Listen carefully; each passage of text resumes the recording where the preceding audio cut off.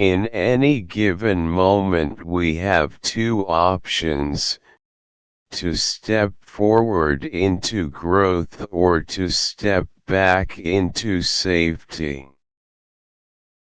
To the man who only has a hammer, everything he encounters begins to look like a nail. What is necessary to change a person is to change his awareness of himself.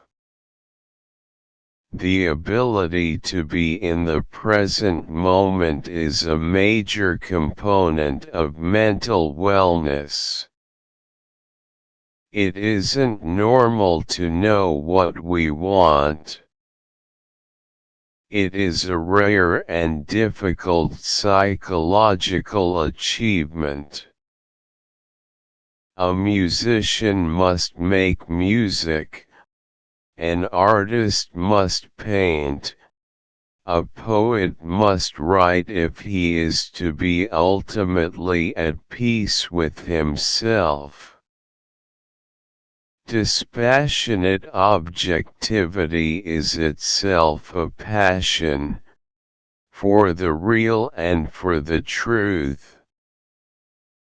If the essential core of the person is denied or suppressed, he gets sick sometimes in obvious ways, sometimes in subtle ways, sometimes immediately, sometimes later.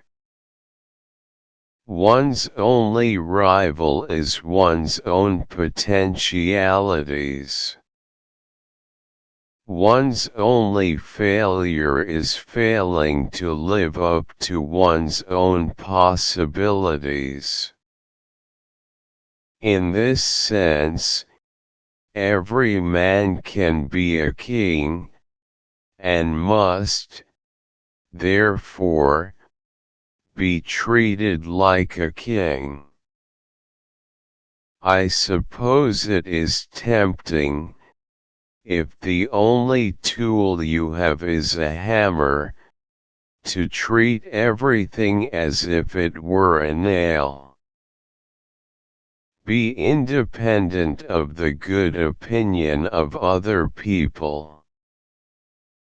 One can choose to go back toward safety or forward toward growth. Growth must be chosen again and again. Fear must be overcome again and again. What one can be, one must be. If you plan on being anything less than you are capable of being, you will probably be unhappy all the days of your life. False optimism sooner or later means disillusionment, anger, and hopelessness. In a word, growth and improvement can come through pain and conflict. The most fortunate are those who have a wonderful capacity to appreciate again and again, freshly and naively, the basic goods of life, with awe, pleasure, wonder, and even ecstasy. Seeing is better than being blind, even when seeing hurts.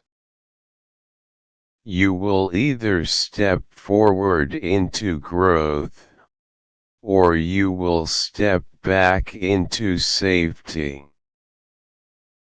Creativeness comes partly out of the unconscious, i.e., is a healthy regression, a temporary turning away from the real world.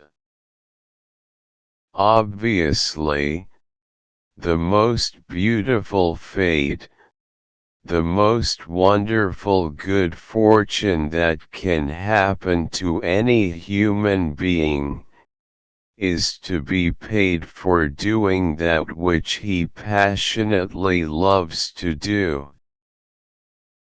When all you've got is a hammer, every problem looks like a nail. We fear our highest possibilities. We are generally afraid to become that which we can glimpse in our most perfect moments, under conditions of great courage.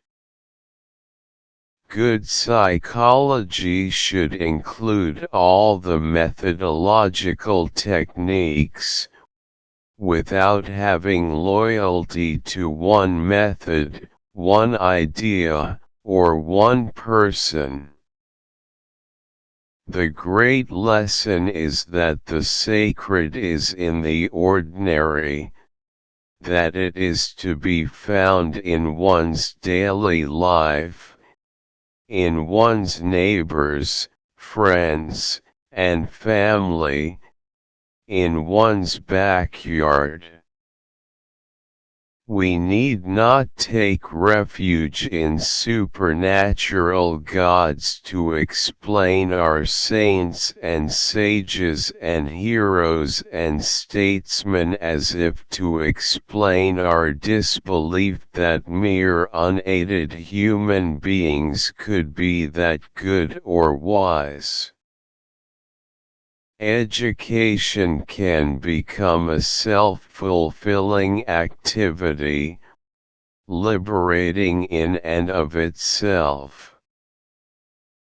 Orthodox science today attempts to be free not only of values but also of emotions. As youngsters would say, it tries to be cool.